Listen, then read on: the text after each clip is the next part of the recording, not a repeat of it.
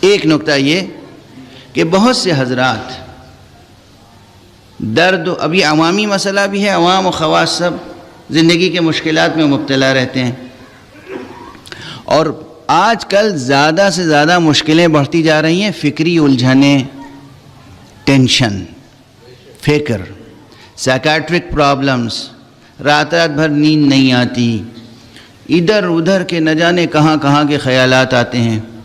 یہ جو خیالات ہیں یہ بھی رجس ہے، یہ جو وسوسے ہیں یہ ارجاس ہیں، رجس ہے۔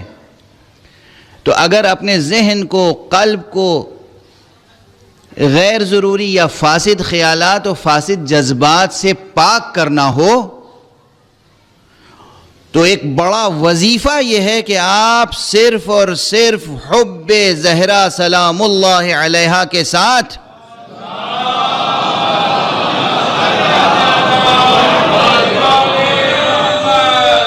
سچی محبت حضرت فاطمہ زہرا کے ساتھ آیت تطہیر کی تسبیح پڑھ لیا کریں۔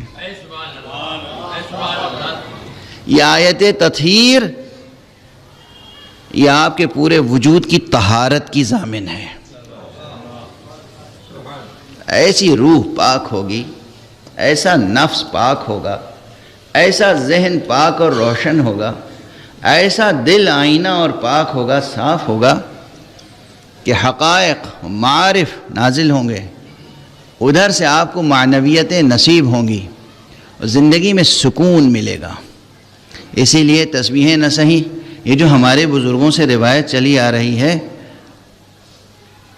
ہماری بزرگ خواتین ابھی تک پابند ہیں، بزرگ روزانہ سونے سے پہلے نماز عشاء کے بعد کچھ نہیں تو ایک بار حدیث قصہ پڑھ کے ضرور سوتے ہیں۔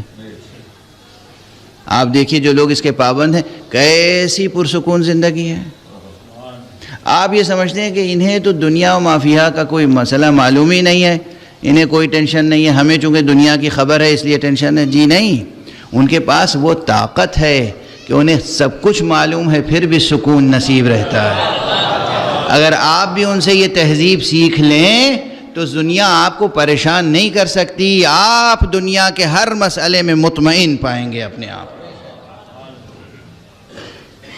آیت تطہیر یہ عملی ذکر کر کے، چونکہ اب میرے میں سکت نہیں رہ گئی، تو ایک عملی نسخہ لے کے جائیے۔ یہ نسخہ ہے، نسخہ روزانہ حدیث قصہ پڑھیے۔ حدیث قصہ نہیں پڑھ سکتے تو روزانہ آیت تطہیر کی ایک تسبیح پڑھیے، اور پھر دیکھیے اس نیت سے، اس ارادے سے، پروردگار میرے ذہن کو روشن فرما، پروردگار میرے قلب کو روشن فرما، پروردگار جو مادی کثافتیں ہیں انہیں دور فرما، اس آیت تطہیر کے واسطے سے، اس آیت تطہیر کے وسیلے سے۔ یہ آیت تطہیر جو معصومین کی طہارت کی ضامن ہے، اس کے صدقے میں مجھے بھی طہارت عطا فرما۔